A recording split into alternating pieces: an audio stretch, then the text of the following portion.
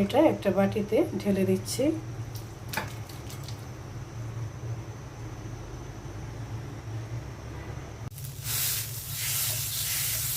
মাংস খেতে খেতে আর ভালো লাগছে। ঢেঁড়স ভাজা হয়ে গেছে।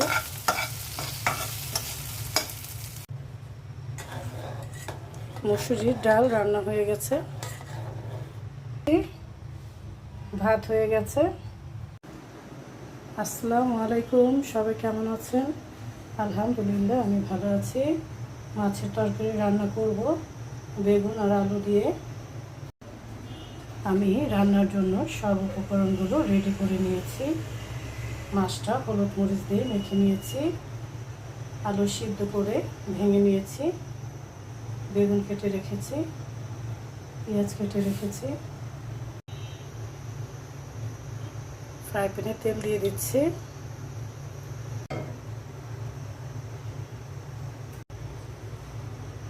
পেঁয়াজ দিয়ে দিচ্ছি তরকারি রান্নার জন্য।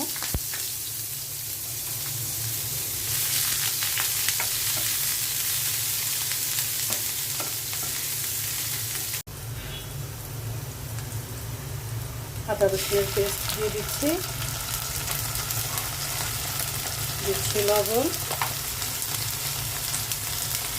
হলুদ ফাঁকি, শুকনো মরিচের গুঁড়ো, জিরে ফাঁকি 2 চামচ। অল্প করে পানি দিয়ে দিচ্ছি।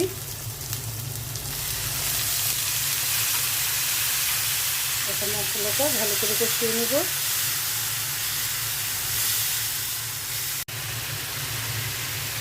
হলুদ মরিচ দিয়ে মাখানো মাছগুলো দিয়ে দিচ্ছি।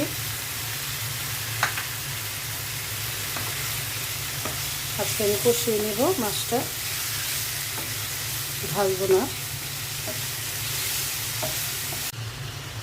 মাছের সাথে বেগুনগুলোও দিয়ে দিচ্ছি কষানোর জন্য।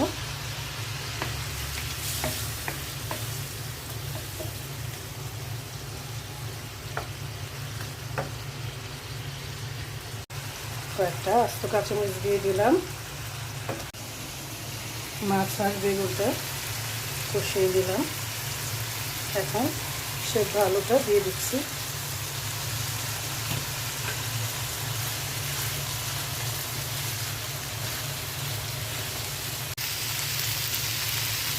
পানি দিয়ে দিচ্ছি।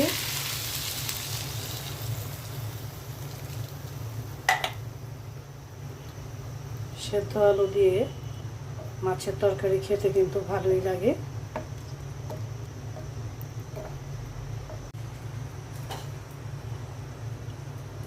ঢেকে দিচ্ছি। আলু সিদ্ধ বসিয়ে দিয়েছি। কাঁচামরিচ দিয়ে দিচ্ছি। আলুর ভর্তা করব। আলুগুলো সিদ্ধ হয়ে গেছে।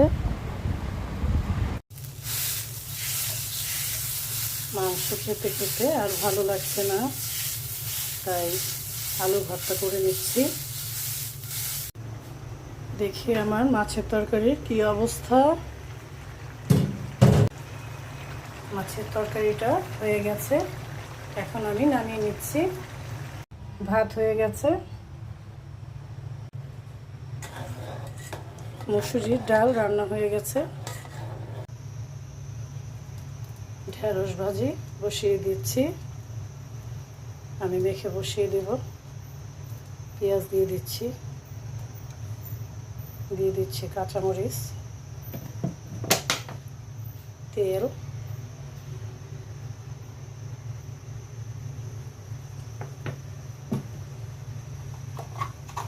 লবণ আর অল্প করে হলুদ।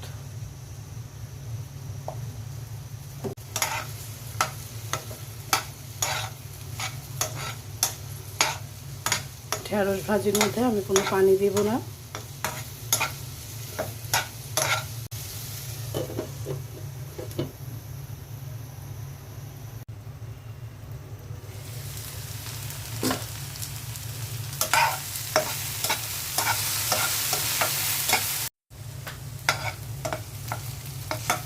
ঢেঁড়স ভাজা হয়ে গেছে।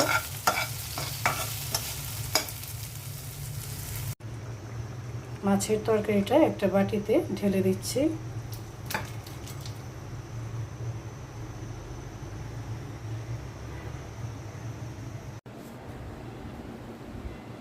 এই তো হয়ে গেছে আমার মাছের তরকারি। সেদ্ধ আলু দিয়ে মাছটা ঝোল করেছি, সাথে দিয়ে দিয়েছি বেগুন, আলুর ভর্তা করেছি, ঢেঁড়স ভাজি করেছি আর মুসুরির ডাল। গরম গরম ভাতের সাথে খেতে কিন্তু দারুণ লাগবে। সবাই ভালো থাকবেন, সুস্থ থাকবেন। আল্লাহ হাফেজ।